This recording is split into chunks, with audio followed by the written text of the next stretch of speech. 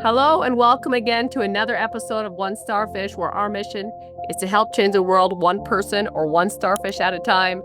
Our guest today is all the way in Uganda, which I think is pretty cool. Prima is the authority on market penetration for best kept secrets. As a creator, she helps highly skilled but hidden experts go from invisible to undeniable. She teaches a proven system for market penetration, demand creation, and client acquisition without chasing leads, posting endlessly, or playing by outdated industry rules. Welcome to the show, Prima. Thanks for having me, Angela. I like the mission, changing the world one starfish at a time. I think it's such a bold promise, and I love it. Always one person at a time, which is what you're doing, helping in your industry. So you got into this industry about 5 years ago, you were saying, before we got started. What got you into it? Tell us a little bit about like what you did before, and then what made you transition into this. That story would be 2 hours, but I know we don't have 2 hours. So I will give you like the high level of it. Okay. I was born and raised here. My dad gave me a code of success. My dad wanted me to be successful. So he said, for you to be successful, you're going to be a good child, get good grades, become 3 things: an engineer, a doctor, a lawyer. Once those things happen, you get a great job, you get a great man, you will make money, you will raise a good family, you will be successful. That is a life well lived. But as I began to grow up, I didn't feel like that's what I wanted. Nevertheless, I went to school, got the degrees, got the masters, got the dream job. And when I was 25, I looked at the mirror and said, Prima, whose success is this? Who told you that this is success? Why are you trying to live your dad's life? What happens when your dad passes away? Like, whose success are you building? And I decided that I wanted to do something for myself, which is actually get into business, because a part of me always wanted to be creative, to solve problems, to just do business things. So I started a boutique offline, and it came crashing down 5 years later, unfortunately, due to COVID. So when COVID hit, I was forced to come online because I didn't want to get a job again. And my bricks and mortar wasn't working. And we were locked up for close to a year. So I was like, okay, I may as well get online and figure out what to do online. But when I came online, first of all, inside me, I was thinking, Prima, for God's sake, who in this world is going to listen to someone who's from Uganda, who doesn't know much, a country where we're only known for starving kids and stuff? I was like, Prima, who in the world in their sane mind is going to listen to you? And I was just there thinking, my God, how am I going to do this? How am I supposed to have a global audience when no one knows who I am? When no one cares who I am? When no one knows what I've achieved? When no one cares what I know? So I was there in that dance, and I was in the market anyway, and that was true for me. People didn't care who I was. They didn't care where I came from. They didn't care what I knew and what I didn't know. People kept scrolling. And I had to think like, okay, Prima, you're going to do this, or you're just going to die a life of misery. I was like, if there is anything called failure, you're looking at it. Like, what are you going to do? And I had to like find a way to get in the market when no one knows me, when no one cares, when I'm a nobody. For me, I had to start from there. I recall signing my first client, and that client, I think, was in the US. I had like 5 people I was going to sign that week. And for everyone who got my link, their bank froze their account and said, there's a fraudster in Uganda who's trying to take your money. And I was like, my God, it's been so hard to get someone to say yes. Now I have someone trying to pay me, and the banks don't care. Like, no, there's someone in Uganda, Nigeria, somewhere, they're trying to steal your money. And I'm like, oh my God. So for me, I just faced that resistance of, who are you? Why should anyone care? And even when the client said, okay, I'm trusting you, let's see how it goes, the bank was like, hey, you don't want to be doing that. The card is being charged in Uganda, someone is stealing your money. So for me, I got to understand what it really means sometimes to be a nobody, for people to have a perception of who you are and what you know. And as the market has grown, and 5 years later, I can see that it is even harder for people now to enter the market, because there's too much noise, there's too much advice, everyone has something to say about something. And the people are going, my God, who do I listen to? And who don't I listen to? Everyone is an expert these days. Everyone is a coach these days. And so what people have started to do is they've started to get the who and say, if I don't know who you are, I'm scrolling by. If I know who you are, I'm going to pay attention. That's why when Dave Ramsey writes something very basic about money, people listen. When you come from, I don't know which Oxford University, and you say even better things, people are like, no, goodbye. The market is literally now paying attention to the who before the what. Because people don't want to sit there and go, is this genuine? Do I need to research if this is accurate? Should I listen to this person? People are like, no, I will only listen to the people who I don't have to think when they tell me something. So when Dave Ramsey says, go and do this with your money, they just go and do it. You come with the same information, better information, terrific information, and people are like, no, because I don't want to do the brain work of deciding. So I have to come to the market with like, okay, what do you do today in today's market where the market has no trust really, when you're best kept secret, when no one knows you, when no one cares who you are, when no one cares how you can help them? What do you do in 2025 when we are recording this podcast in a market where trust has been diminished? How do you enter the market? How do you share your message? And how do you allow yourself to actually stay in the game? Because if you don't find a different way to play to move, it won't be long until you decide it's not working. So this market penetration formula, Angela, is all about, okay, how do you slide in the market with so much noise and get seen, get hired, get hard when no one knows you today, when no one knows who you are, and when no one really cares? So what have you found? What I found is that really, if you follow the Guru playbook, which is the standard way of doing things, go out there, share value, share content, build authority, and wait. 2 years later, you'll be going, does this work? And most people don't have the internal system to keep going. Most people, after 1 year, they decide these things are not working. They go and die with their business inside of them. So what I have found is that as a best kept secret, if you come knowing no one cares, no one knows who I am, so I am going to move differently, and you come differently with a different concept, with a different kind of offer, you can slide in the door. Once you're in the door, now we can talk about all the things. I explain a concept called the house on fire. If you go home today and your house is burning in the middle of flames, and there is a fire extinguisher from a strange person who you have no idea who they are, do you go, who are you?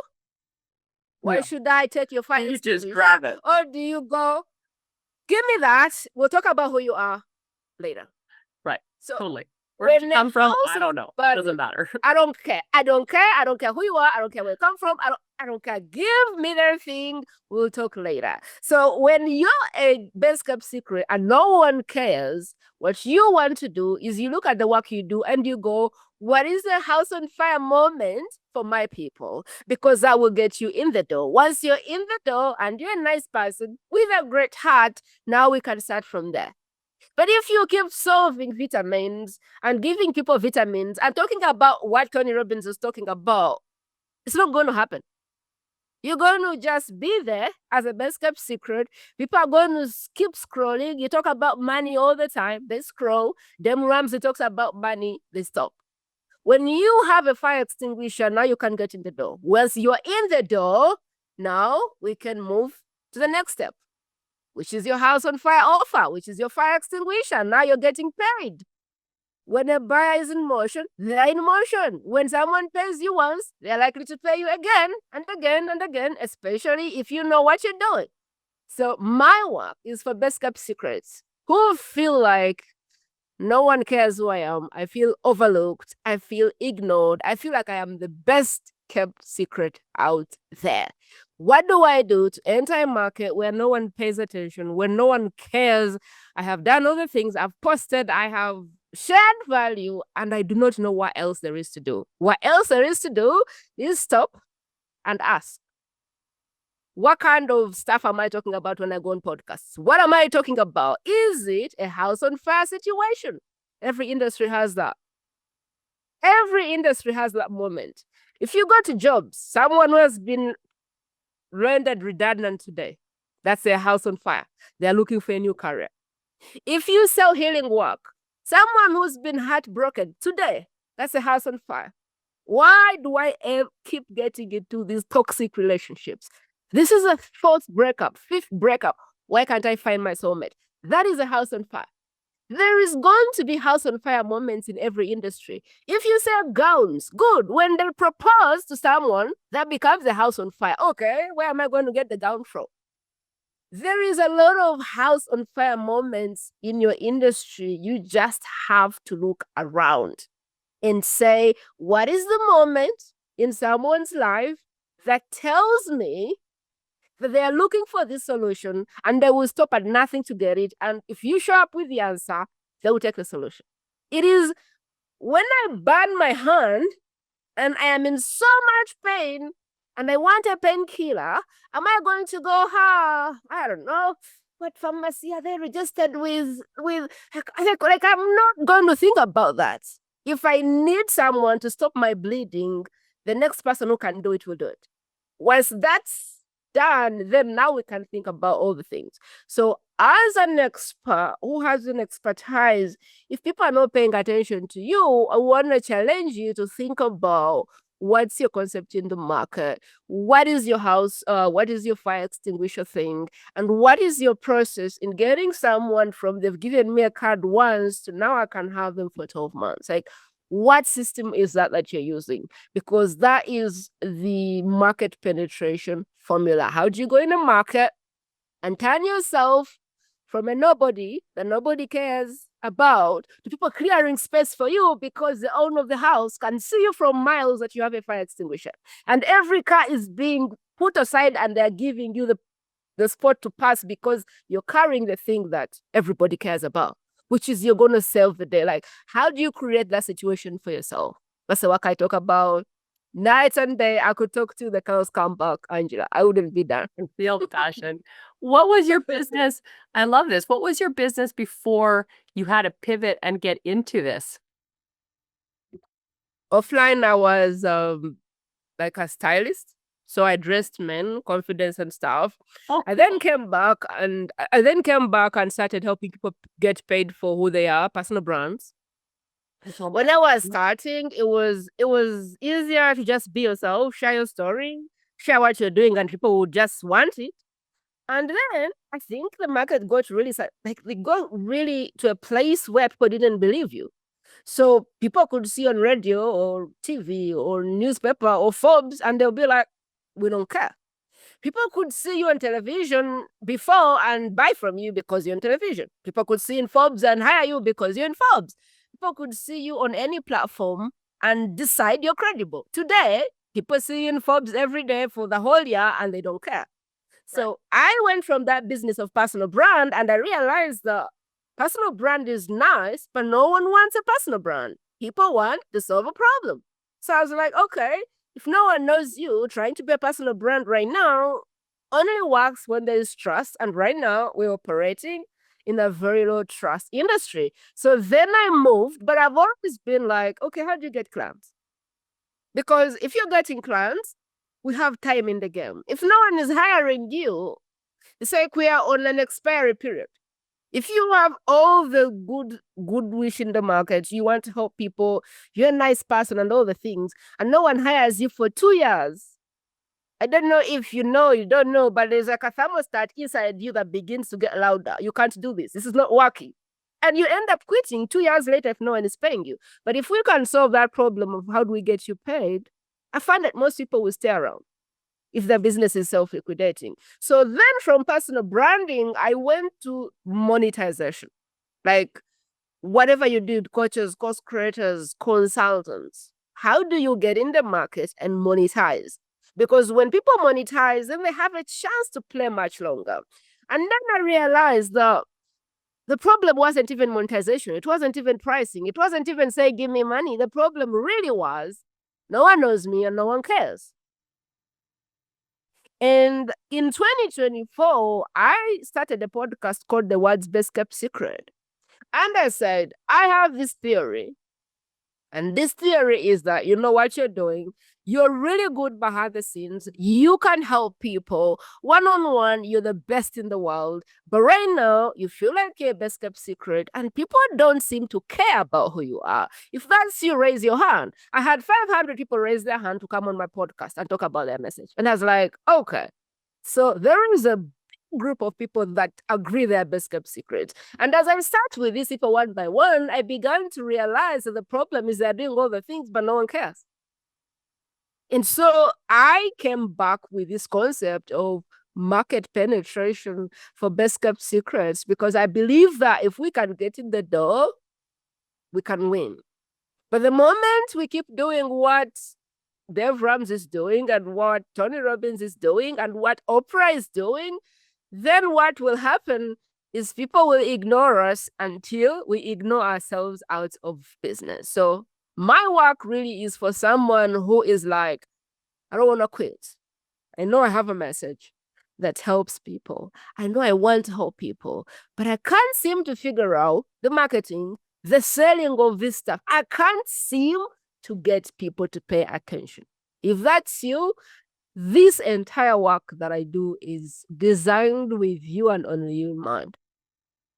So when you went, I'm always curious. So when you went from the good job to the perfect life, the perfect job, successful, and then you went out and started your own business, how did that go over with the family, and how did you handle some of that?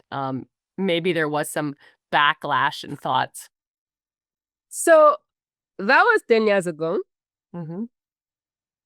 10 years ago, I decided I didn't want to have a job. I was working for MTN. MTN is a $3 billion company. I was an engineer.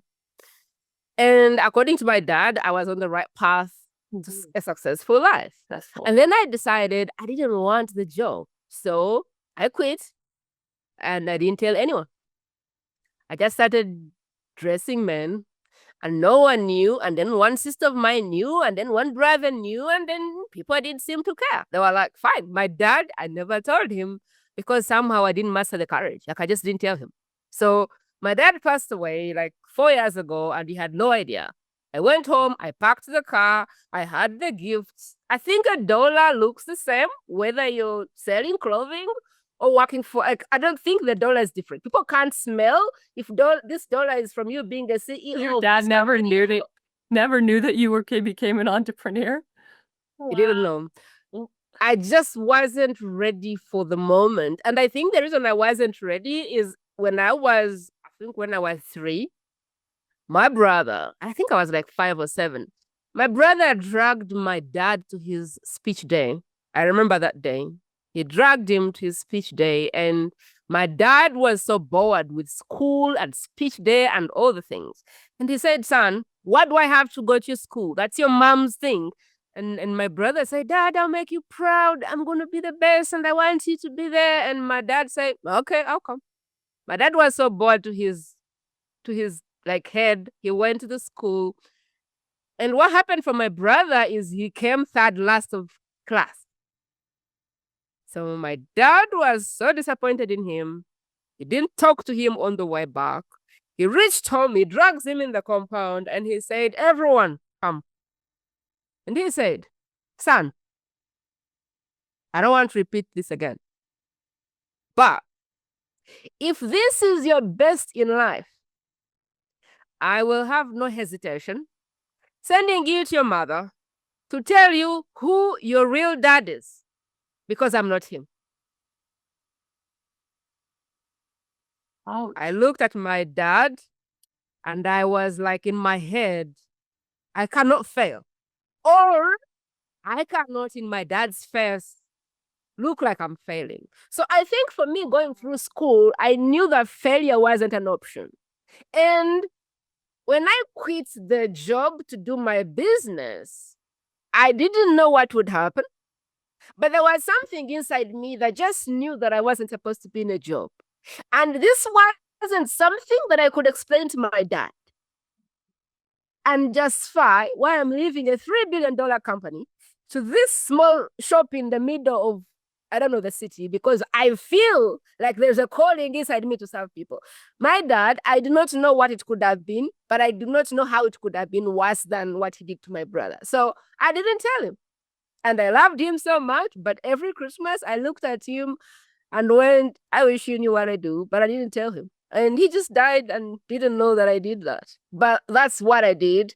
There wasn't any backlash from my family, but when I came online, now there was a backlash, because Interesting. people couldn't understand, like, how do you get a shop, which, like, it's a business inventory, and you decide you're going to trade that with Zoom and Facebook? Like, people were like, what's going on? Is this midlife crisis? What is going on? People started praying for me. They started counseling me. And I'm like, okay, got my phone. I put it on flight mode, and it's never left flight mode. I still love my family. They now support me and love me. But there was that transition where I had to just trust that there is a way it's going to work. And I had to disconnect anything that was saying otherwise. I spent 9 months without a client.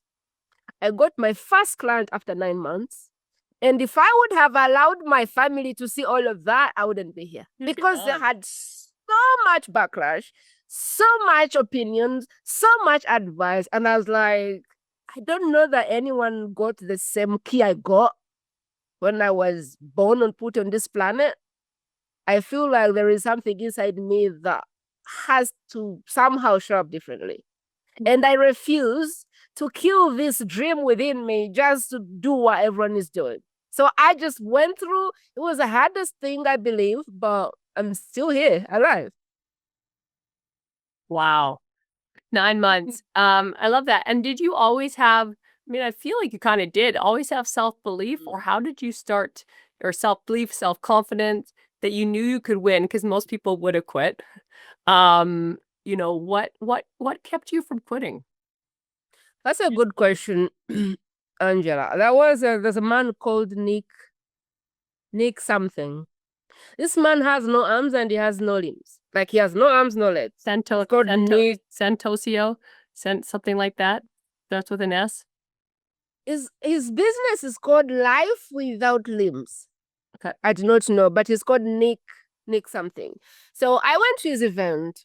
My sister sent me an event of his and said, you're always following people on Facebook. I think this is a good person to follow. So I look at the guy. The guy has no arms. He has no legs. He is so inspired. He has thousands and thousands of people excited to be at his event. And he is the most positive person I had ever seen.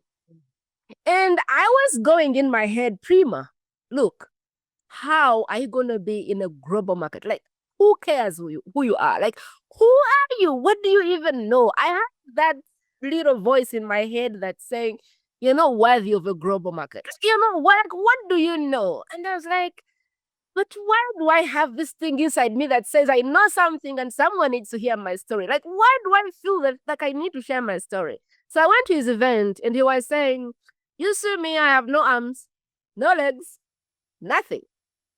There's nothing that qualifies me to be speaking to you, to be telling you that you can, other than the fact that you have to watch this for yourself. I could be on the streets begging and crying and all of the things, and crying about how I have no arms, no legs, or I could just show up and use that to show somebody else that whatever it is that they think disqualifies them is the very thing that qualifies them. And he was like, if you're there thinking, I have this and this and this and this and this, was like, take that and show it to people.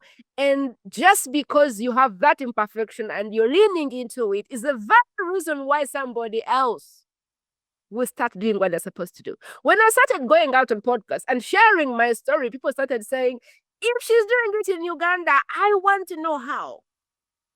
And that is the very thing that I was sat on, sobbing, thinking, oh my God, who is going to listen to me? The same reason is why people listen, is why people hire me, is why people think I want to hear. If you're doing that from Uganda, I want to hear more. So for me, it was Nick. I do not know for who is listening to me what it will be. But whatever the imperfection is, I have no nose, I'm ugly, I don't have whatever it is.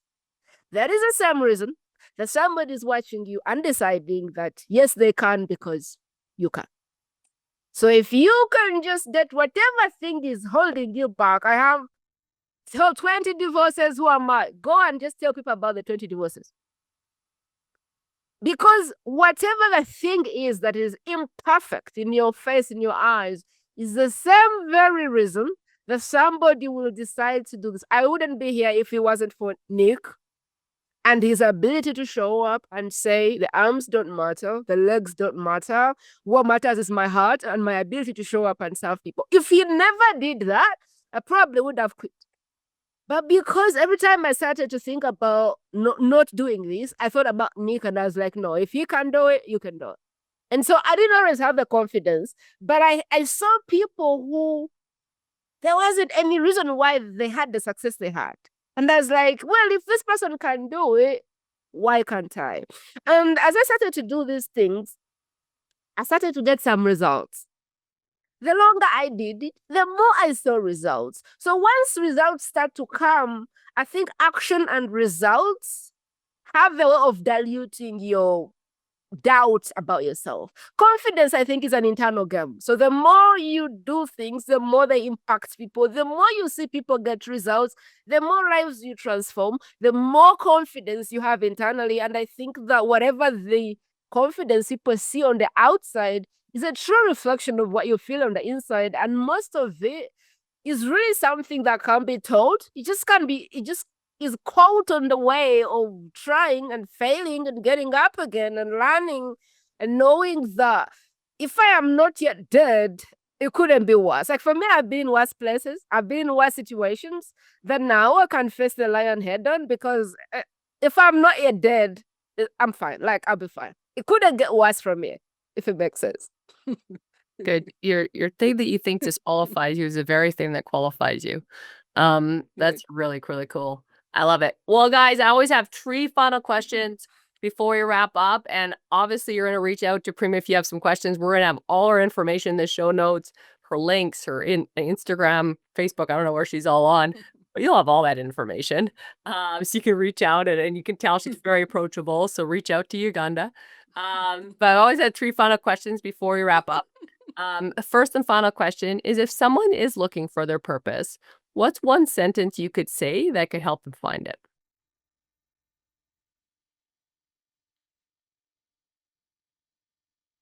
I don't know, the purpose is the thing that you find. I think it's the thing that you catch along the way.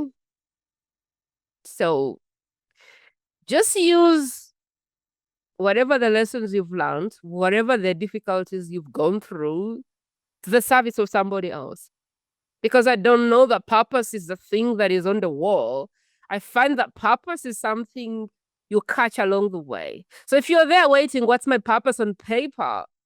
I guarantee you won't find it.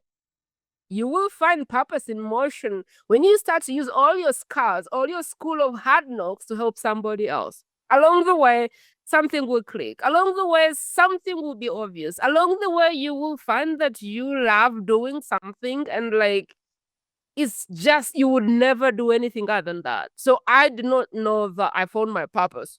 I just used whatever the lessons, whatever the tears I had to help other people. And along the way, I might have stumbled on the purpose. I don't know that I had the process of finding my purpose. I don't still think that there is one. But I think true purpose finds you. True purpose stumbles on you. True purpose falls on your lap when you're moving. It's what I believe. So, second question, what's a favorite quote and why? My favorite quote. Or one of them. Yes, I think I was going to choose. I think it was a quote by Lisa Nichols, which says that no one has the keys to your purpose or something other than you. Like when your creator was creating your vision and your purpose and your destiny, they did not give the keys to anybody else but you. So whether you hire mentors, whether you hire coaches, nobody has the keys. Everyone is just trying to hold space for you, but you ultimately have the keys to wherever you're going.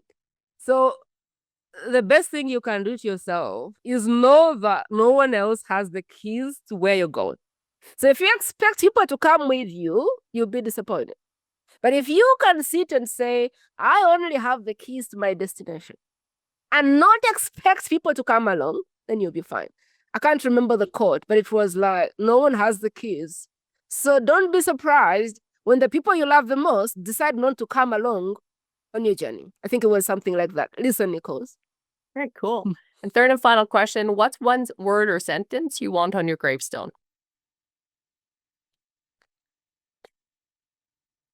On my gravestone, when I die, I want people to know or people to feel that it is okay to be all of you, that it is okay to just be all of you, the good, the bad, the ugly. I hope that when I'm dead, when I'm no longer here, that people say she gave me permission to show up 100% as me without the need to look better, without the need to have a sharper nose, without the need to have coiled hair. Like, she gave me permission to just show up as I am and to live my life just the way I wanted to live it. I hope that people say, when I listened to her on that podcast, I felt like I had permission to be me in my full 100% capacity. I really hope that that's what people say when I'm dead. Awesome. I love it. So you run into someone in a coffee shop. Was there anything that we didn't touch on that you think would be really impactful for our listeners?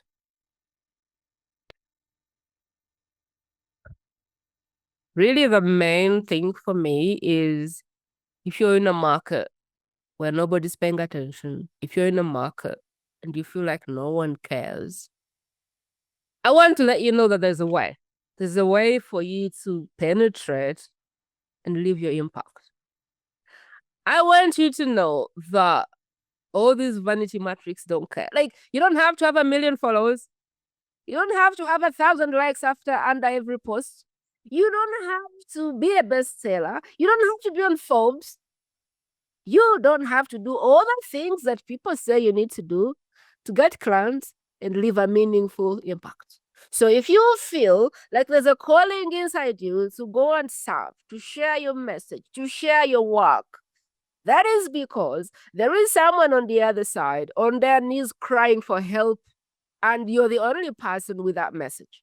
So what I would say is, if you're finding it really hard to break through the marketplace, there is help for you. I believe 100% that there is someone for everyone, that your people are waiting to hear from you, but they don't know that you exist. Especially if you keep a best kept secret, they won't find you. So when you quit today, it's not because the market doesn't work. It's because the people that need you are struggling. They are being divorced. They are losing their jobs. They are committing suicide because they don't know that you exist. So the only thing I can do is let you know that dying a best kept secret will not serve anybody. There's people in the world today who need your message, who need the work you do, and they need it more than you want to sell to them. So if you do not know how to penetrate your market, then it's just like a small twist or gap that you need to step in to be able to share your message. And you don't have to do all the things. You don't have to be prettier than you are. You don't have to be taller than you are.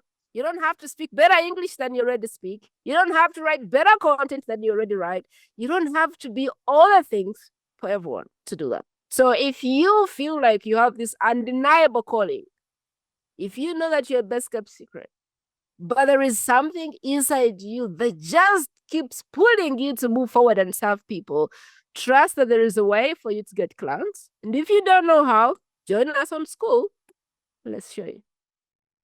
Awesome. Well, guys, let's go out there. Let's share this. Beauties, like you said, I'm sure you got some value. Reach out to Prima.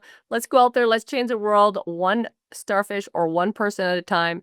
If we can change one life at a time together, we can change the world. Thanks for being on. Thanks for Angela. Thanks for having me.